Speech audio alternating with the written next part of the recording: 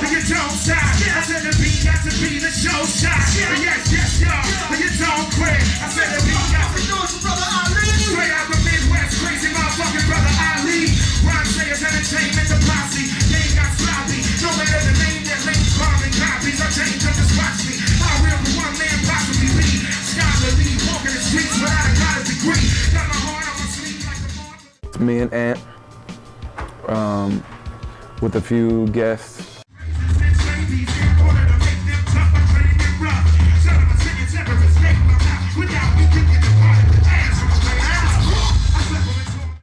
It's hard for the first time you hear a song to be live, you know what I mean?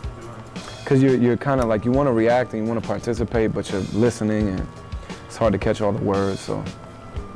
You know, a lot of times we do different things where he might just play an old soul record and I'll just do the song over that. Want to say you got a stain bread, king of lipstick, king of fist bitch. At times you gotta kick your way through this bitch. Said God's rainwater flow through the same gutter. Nah, I feel I'm really comfortable with my new stuff.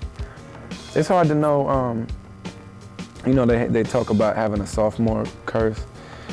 And so I don't know what that's about, you know.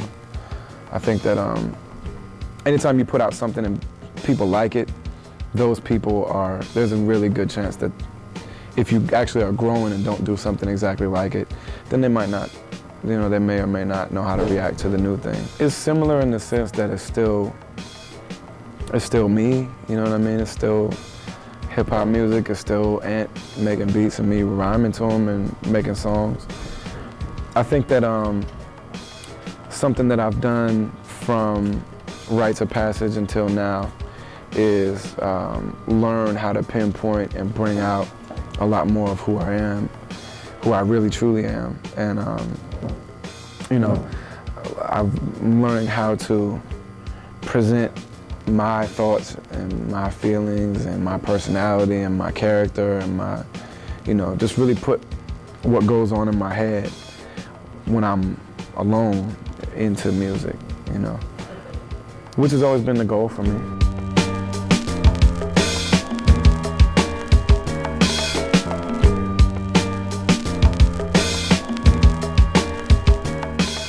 In terms of the variety of music, though, Rhymesayers has always been like that.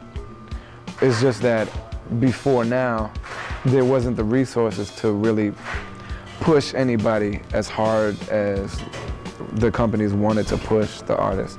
And so, you know, Atmosphere took off, you know, and so all the focus kind of went to them at first. So everybody thought that Rhymesayers was that.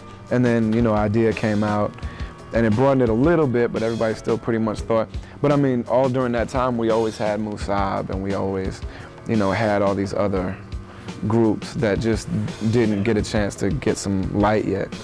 And so Rhymesayers has always been a diverse label. You know, we really are about quality music instead of a label for music. I think that, you know, part of people's problem who appreciate hip hop is that they're so sectioned off. They section it off in their mind so much as to say, like, this is real hip hop over here and this is not real hip hop here. You know, and it's not, we don't see it that way. You know, it's either good music or it's not good music. It's either true or it's not true.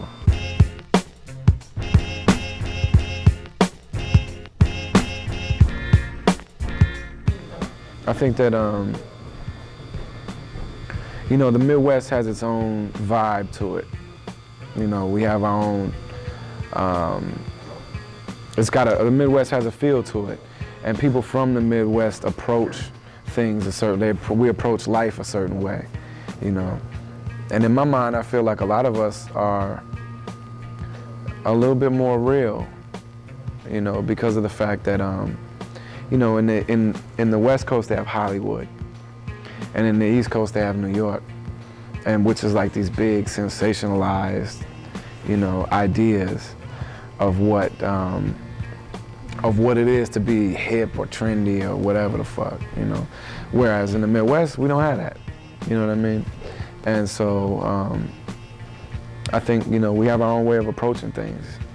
You know, if you travel to those big cities and you meet somebody and talk to them, you kind of be like, where are you from? Michigan or St. Louis or whatever. You're like, oh yeah, okay. You know, like the Midwest, we definitely have our own way of presenting ourselves, you know. And I think it's more real. Maybe that's just because I'm from here, you know. And obviously there are, you know, the thing that everybody's copying in New York started at something real, you know. So like the originators of that are real as they come. And the same thing on the West Coast and the same thing anywhere else. But I think on the Midwest, you know, we don't have this image of what we're supposed to be so ingrained in us, you know what I mean? And so I think a lot of us are just really ourselves.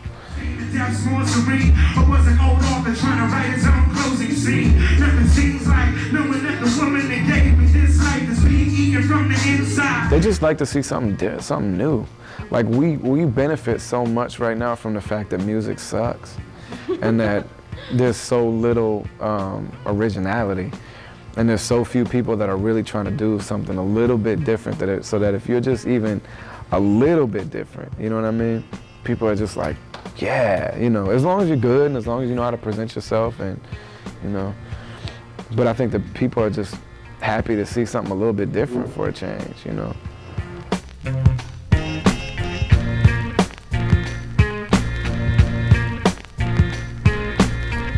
You know, like some people have a date for their record. And so the due date for the record is December 1st.